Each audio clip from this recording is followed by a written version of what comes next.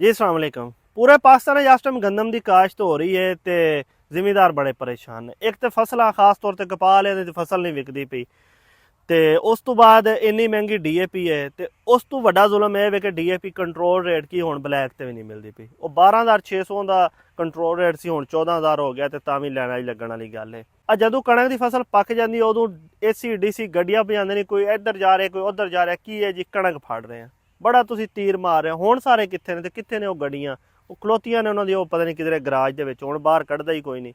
चलो झूठी मुठी सी, जिवें निगरान वजीरे आला ते वजीरे आजम ने वो झूठी मुठी एक तसल्ली दी कि कणपाह दा रेट वधे। तुसीं झूठी मुठियां तसल्लियां दित्ती रखो, एवें मंडियां च कमाई कमोई रखियो। जिहड़ा डीजल पेट्रोल मिलदा गौरमेंट कोलों ਉਹੀ साड़ी रखो। ਜ਼ਿਮੀਂਦਾਰਾਂ ਨੂੰ ਕੋਈ ਤੇ ਜ਼ਿਮੀਂਦਾਰ ਸਮਝੇ ਵੀ ਚਲੋ ਸਾਡੇ ਹੱਕ ਹੈ ਬਿਹਤਰ ਕਰਨ ਹੋਵੇ, ਭਾਵੇਂ ਕੁਝ ਨਾ ਤੁਹਾਡੇ ਕੋਲ ਹੋਣਾ ਤੇ ਉਵੇਂ ਕੋਈ ਨਹੀਂ। ਬਾਕੀ ਇਹ ਡੀਜ਼ਲ ਸਾਰਾ ਤੁਸੀਂ ਬਚਾਇਆ, ਜਦੋਂ ਕਣਕ ਪੱਕੇਗੀ ਫਿਰ ਪਜਾਣਗੇ, ਚੁੱਕਣਗੇ ਕਣਕ ਉਹਦੇ ਡੇਰੇ ਤੇ ਉਹਦੇ ਡੇਰੇ ਤੇ। ਹੁਣ ਇਹੋ ਦੋ ਚੱਕਰ ਤੁਸੀਂ ਮੰਡੀ ਲਾ ਲਓ, ਕੀ ਪਤਾ ਤੁਹਾਨੂੰ ਇਹ ਚੱਕਰ ਹੀ ਨਾ ਮਾਰਨੇ ਪੈਣ। ਲੇਕਿਨ ਗੱਲ ਇਹ ਵੇ ਕਿ ਜਦੋਂ ਇੱਕ ਜ਼ਰਈ ਮੁਲਕ ਵਿੱਚ ਸਾਡਾ ਧਿਆਨ ਹੀ ਜ਼ਿਮੀਂਦਾਰਾਂ ਵੱਲ ਨਹੀਂ, ਤੇ ਐਵੇਂ ਹੀ ਅਸਾਂ ਕਰਨਾ ਹੈ। ਜਦੋਂ ਫਸਲਾਂ ਪੱਕਣੀਆਂ ਨੇ ਅਸੀਂ ਜ਼ਿਮੀਂਦਾਰਾਂ ਦੇ ਡੇਰੇ ਤੇ ਪਿਆ ਛਾਪੇ ਮਾਰਨਾ ਤੇ ਉਹਨਾਂ ਨੂੰ ਜ਼ਲੀਲ ਕਰਨਾ ਪਿਆ, ਤੰਗ ਕਰਨਾ ਪਿਆ। ਉਹ ਪਹਿਲਾਂ ਥੋੜਾ ਜ਼ਲੀਲ ਤੇ ਤੰਗ ਹੁੰਦਾ ਪਿਆ। ਇਸ ਤੋਂ ਵੱਡੀ ਕਿਹੜੀ ਜ਼ਲਾਲਤ ਜਿਹੜੀ ਇਸ ਟਾਈਮ ਮੰਡੀਆਂ 'ਚ ਜ਼ਿਮੀਂਦਾਰ ਭੋਗਦਾ ਪਿਆ।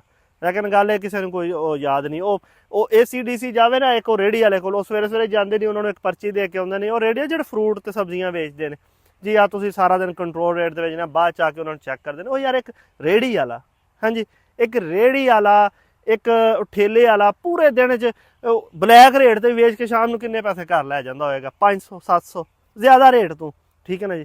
ਉਹ ਇੱਕ ਦਿਨ ਦਾ ਇੱਕ ਮੰਡੀ ਵਿੱਚ, ਇੱਕ ਆ ਸਿਰਫ ਬਹਾਵਲਪੁਰ ਦੀ ਮੰਡੀ ਵਿੱਚ ਨਾ ਤੁਸੀਂ ਖਾਦ ਦੀ ਬਲੈਕ ਮਾਰਕੀਟਿੰਗ ਵਾਲੇ ਪੈਸੇ ਬਣਾ ਲਓ, ਤੇ ਜਿਹੜਾ ਸਸਤੀ ਕਪਾਹ ਖਰੀਦੀ ਜਾ ਰਹੇ ਨੇ ਗੌਰਮੈਂਟ ਦੇ ਘੱਟ ਰੇਟ ਤੋਂ, ਇਹ ਬਣਾ ਲਓ। ਇੱਕ ਜ਼ਿਲ੍ਹੇ ਦੇ ਇੱਕ ਦਿਨ ਦੇ ਨਾ ਜੀ ਕਰੋੜਾਂ 'ਚ ਬਣ ਜਾਣ। ਉਧਰ ਕੋਈ ਵੜਦਾ ਹੀ ਨਹੀਂ। ਉਹ ਰੇਹੜੀਆਂ ਵਾਲੇ ਕੋਲ ਤੇ ਜ਼ਿਮੀਂਦਾਰਾਂ ਦੇ ਡੇਰੇ ਤੇ ਇੱਧਰ ਉੱਧਰ ਧੱਕੇ ਖਾਂਦੇ ਫਿਰਦੇ ਨੇ।